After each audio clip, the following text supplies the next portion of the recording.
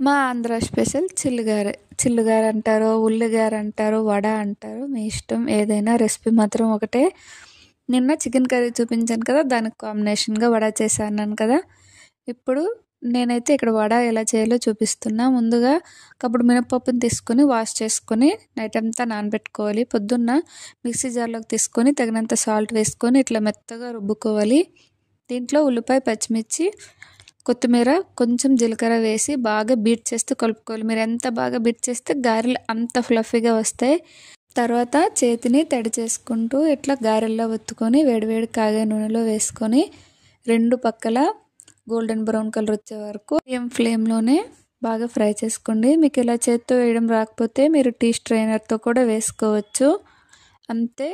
ఈ వేడి వేడి గారెలు చికెన్ కర్రీ తింటే సూపర్ ఉంటుంది. మీరు కూడా ట్రై చేయండి. వీడియో నచ్చితే లైక్ చేసి సబ్స్క్రైబ్ చేయండి. Thank you.